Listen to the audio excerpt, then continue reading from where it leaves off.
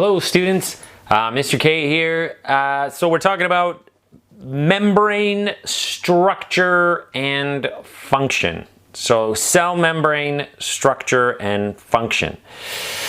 So basically, what is the cell membrane made out of, and out of all those different components function? That's this unit, this part. So the big major component of all membranes is phospholipids. So if you remember, phospholipids have a head that is hydrophilic. It is polar. This is going to be the key sort of for this whole, the polarity is an important sort of thing. So they have a head that's polar, and then they have a tail. They'll have a lipid tail there that is non-polar. Doesn't like to be, and it doesn't like to be in water. So it's hydrophobic, and the head is hydrophilic. And they arrange themselves tail to tail, and the heads are on the outside, and that makes the plasma membrane. That's the major component, with the hydrophobic heads and the hydrophilic tails on the inside. Basically, if you just took phospholipids and dropped them in water, they would glomp together to form a sphere with the hydrophilic heads on the outside and the tails on the inside. And that just naturally happens. And cells are spherical, so that's how that works. And then, so that makes up the fluid part of the cell membrane, right? They're fluid, it's like a glob of oil. And then the mosaic part, so that's not the only thing that's in the plasma membrane, because that would be not very interesting, and cells are very interesting, is you have proteins. And there are two main types of proteins. So there's integral proteins. So those are proteins that go through the entire through the entire membrane. They face the outside and they face the inside. And these are usually channel proteins. So they facilitate things moving in and out of the membrane. And then there are peripheral proteins. Peripheral proteins are only in one layer of the lipid bilayer, and they can be facing the inside of the cell. Usually these they attach to the cytoskeleton, so they basically anchor the cell membrane to the insides of the cell, to the cytoplasm. And they can also be facing outside, and on the outside they have all kinds of functions. They can anchor cells to other cells, so they can hang on to the cells next to them. They can interact with molecules that are on the outside. They can have enzyme, things sticking out, so you could have a cell with that chops, that has some kind of teeth that facilitates some kind of chemical reaction on the outside, or catalyzes some kind of chemical reaction. And you can have also signaling ones, so they identify themselves to each other. That's the general gist of the cell membrane and what things work. Now, there's some differences between animal cells and plant cells. So animal cells, because you got a lot of more movement going around, you have no cell wall. They have a little additional features, which is they have glycolipids and glycoproteins and cholesterol.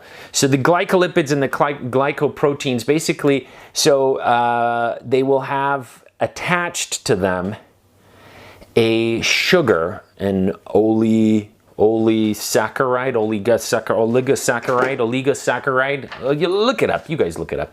And this sugar has a different shape, and so it works as an antigen on the outside. It works as a signaling marker, like, hi, all cells in my body have a specific sugar that is different from yours, and that tells my immune system that that's me. Don't mess with those. Don't attack those proteins. So, for example, you have red blood cells. You can be a blood type O, AB, A, or B. I'm O negative, so I have no sugars on the outside of my red blood cells. I have nothing. My red blood cells are blank slates. That's why I'm the universal donor, so I can give give my red blood cells to others because there's no antigen to aggravate the immune system. But if somebody gives me blood and let's say they're A positive, they will have the A and the Rh factor, the positive Rh factor sticking out of their glycoproteins or glycolipids, and that will aggravate my immune system because my immune system will see those sugars and go, what is that? That's not part of us, and it will attack those red blood cells. So I can't, I'm not the universal donor, I'm the very specific donor. I think only 3 to 5% of the population is O negative, so I better not get in any car accidents. Now, the makeup of these proteins on the outside and these glycoproteins and glycolipids, the makeup of these type of cell is controlled by DNA, the DNA of the cell. So the specific sequence of DNA controls what proteins are going to be on the outside, and then what parts of the DNA are expressed is going to control. So a cell, for example, that does a lot of secreting something or catalyzing something is going to have more of those kinds of proteins on its outside because that part of its DNA is read more often, and therefore those proteins are produced in the endoplasmic reticulum and migrate to the cell membrane. But originally that's where those proteins start. They start in DNA, they get synthesized in the endoplasmic reticulum, and they migrate to the outside. Is there anything else that I'm forgetting? Some things of movement in and out of the cell. So we'll be talking major about that in the next section, but water, because of this polarity business, the inside of that lipid bilayer is, of course, hydrophobic. Water can't move in and out through of the cell membrane unless it moves through one of those integral proteins, and one of those proteins have to have polar amino acids on the inside. There's sort of a, the water molecule can move down this channel. Small molecules that are non-polar, so like carbon dioxide, oxygen, ammonia, they can move in and out through the lipid bilayer. They can zip past that head, that hydrophilic head, and move through through that lipid bilayer and into the cell, or vice versa, or the other way. And their movement is going to be determined by concentration gradient. The same for water, actually. Larger molecules like glucose, ions, amino acids, they're going to move through a gated channel. So again, another integral protein, and these ones are gated, so they can close and they can open depending on what's going on inside the cell, or what's going on the outside of the cell. They may have, so these integral proteins, they may have something on their outside that, for example, insulin controls the entry of glucose. So in the presence of insulin, those gated channels that allow glucose in open to let the glucose in, and basically that channel, that protein, will have some kind of thing on the outside that recognizes insulin. When insulin comes along, it changes the shape of that channel, it opens it up so glucose can go through and enter the cell.